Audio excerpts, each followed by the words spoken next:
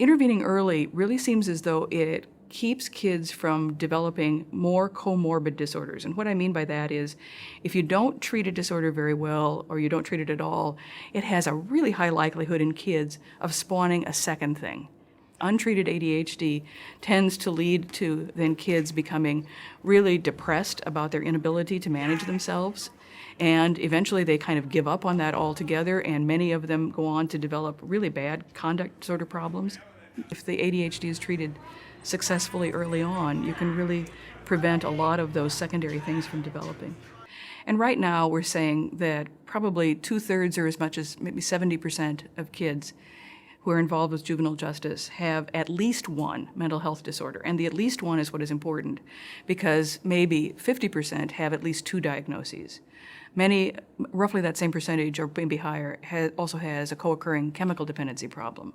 So all of these things tend to get woven together, and ending up at juvenile justice is unfortunately still a way too likely outcome. There are some kids, and particularly for some disorders, for which I would say absolutely they can and they do recover. There are some disorders for kids, just as for adults, that really are, that cycle and are chronic. I'm very grateful that I got this now, because if I had gone into the hospital or if people had discovered that I was cutting after I wasn't living at home anymore, I wouldn't have had my support system.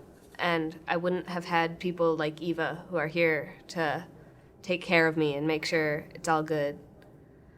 And I worried a lot about what's going to happen if I relapse. And I know I don't have to worry because I have a support system in place. I just try to keep their spirits up and try to keep mine up too. Once he got the right medication, I'm thrilled to say he was able to go back and graduate with his class. The high school was A+++ on working with him. Change will not come unless we start making a stand and start speaking out about it. You know, it's up to individuals to advocate for their children.